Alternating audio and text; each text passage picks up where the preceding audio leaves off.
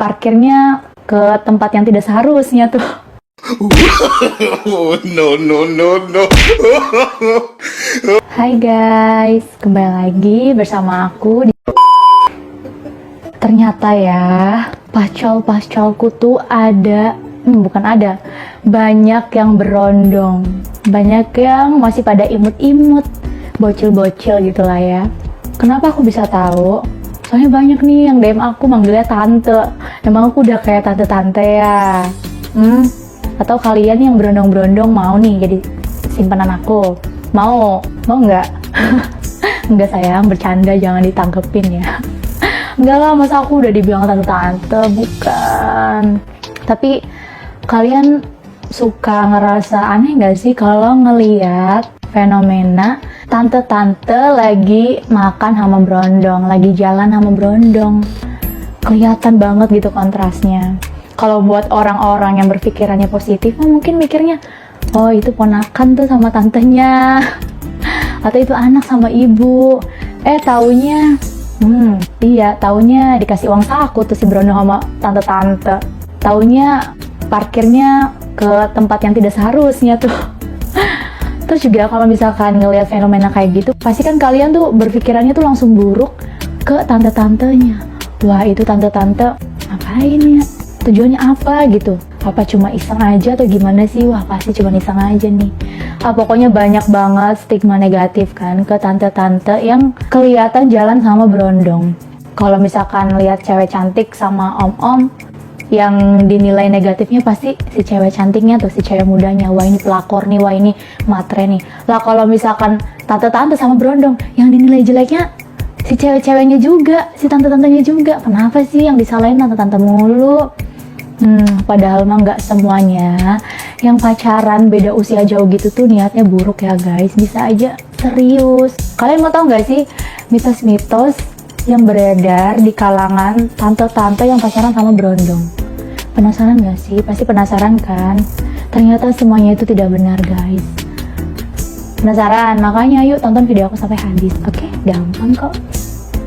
Nih, mitos yang pertama nih, katanya tante-tante itu lebih royal ke berondong. Itu bener nggak ya? Ternyata nggak semuanya kayak gitu dan belum tentu benar. Coba nih kalian bayangin, wanita dengan perjuangannya, dengan strugglingnya secara finansial ya. Coba bayangin, dia tuh udah berjuang dalam mendapatkan karirnya, terus mendapatkan pendapatannya gitu. Emang iya ya bakal langsung aja gitu, bakal bertindak secara tanpa pikir panjang gitu, ngeluarin duit, ngeborosin duitnya buat berondong? Nggak gitu juga. Kita nih tante-tante yang punya otak juga, punya pikiran juga lah. Mau manjain berondong, mau manjain pasangan, yang nggak asal boros ngeluarin duit gitu aja. Enggak guys, tante-tante bakal milih berondong yang sama komitmennya gitu. Komitmennya tuh sejalan sama dia.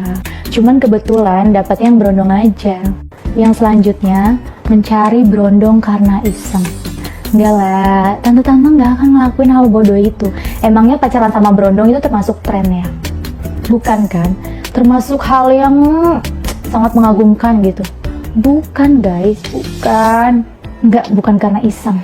Kebetulan aja kita nyamannya, terus ada chemistry-nya sama yang berondong. Makanya kita pacaran sama yang berondong. Mungkin ada juga ya banyak faktor lain kenapa tante-tante itu milih pacaran sama berondong. Tapi bukan karena iseng ya. Yang ngapain sih iseng-iseng? Ngapain coba? Kecuali kalau misalkan si tante-tante itu ternyata sudah punya suami, terus selingkuh gitu sama berondong. Nah itu aku nggak bahas yang kayak gitu ya. Aku nggak mau bahas yang kayak gitu.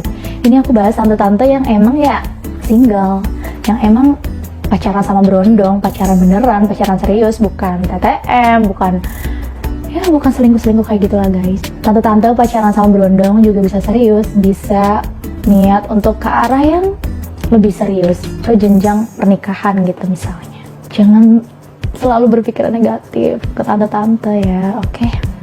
Terus katanya kalau tante-tante pacaran sama berondong, nah tante-tante yang lebih cemburu dan merasa insecure. Itu nggak benar ya guys. Katanya sih gini, banyak yang berpendapat Tante-tante tuh bakal ngerasa takut gitu, kehilangan. Takut si berondongnya nanti lebih tertarik sama cewek yang lebih muda, lebih cantik, lebih seksi gitu. Enggak lah, enggak semudah itu bikin tante-tante ngerasa khawatir dan insecure. Lagian yang selingkuh itu kan enggak cuma berondong aja yang bisa. Tante-tante malah lebih bisa loh, karena ya pengalamannya lebih banyak dari kamu ya, para pacol-pacolku yang masih berondong. Dan juga kalau kalian macarin tante-tante cuma buat main-main aja, terus misalnya udah punya pacar nih, sebenarnya kamu udah punya pacar, udah punya cewek gitu kan, terus pacarin tante-tante tuh buat tambahan penghasilan misalnya ya, kan otak-otak di luar sana kan yang nggak tahu ya ada yang licik kayak gitu. Jangan harap deh, tante-tante nggak sebodoh itu. Mereka itu lebih berpengalaman, lebih cerdas daripada kamu. Hidupnya juga lebih duluan tante-tante. Kok berani banget sih mainin tante-tante? Malah nanti kamu loh yang dimainin. Makanya, jangan berani-berani ya. Harus selalu berbuat baik intinya, oke? Banyak juga nih yang ngomong, katanya sih tante-tante tuh enggan berkomitmen. Enggak ya, enggak benar. Ini cuma mitos. Kata siapa? Tante-tante nggak butuh sosok pendamping hidup. Ya walaupun sama berondong. Ya nggak ada salahnya lah punya imam keluarga yang umurnya jauh di bawah si tante kan. Nggak ada salahnya kan. Jadi bohong tuh mitos kalau misalkan ada tante-tante macarin berondong itu cuma buat main-main. Nggak ada komitmen, nggak ada niat ke hubungan yang lebih serius. Nggak niat nikah. Itu mitos saja ya guys. Walaupun cewek udah karirnya bagus, pendapatannya udah besar, udah punya segalanya, tetap aja kalau nggak punya pendamping hidup itu tuh belum lengkap ya rasanya. Jadi kalian nih para berondong jangan khawatir kalau kalian pacaran sama tante-tante, kalian cuman buat mainan doang. Itu salah besar ya, nggak semuanya kayak gitu. Makanya jangan berpikiran negatif sama tante-tante. Kali aja hubungan kalian tuh emang bakal ke jenjang yang lebih serius. Nah guys, itu dia mitos-mitos yang ada terkait tante-tante pacaran sama berondong. Jadi aku ingetin sekali lagi ya, jangan suka berpikiran buruk atau negatif ke orang lain. Ya kita tuh harus selalu punya pikiran positif. Jangan pikirannya tuh jelek mulu ke orang. Jangan ya guys, udahlah kita jadi orang baik aja, nggak apa-apa. Tapi jangan baiknya yang nggak pakai otak juga, nanti kalian malah dibego-begoin, malah dimanfaatin. Jangan ya guys, harus tetap cerdik, harus tetap pintar. Nah guys, segini aja ya video kali ini, dan tunggu aku di video berikutnya yang pastinya akan sangat menarik dan juga bermanfaat tentunya. Oke guys, sampai jumpa, dah.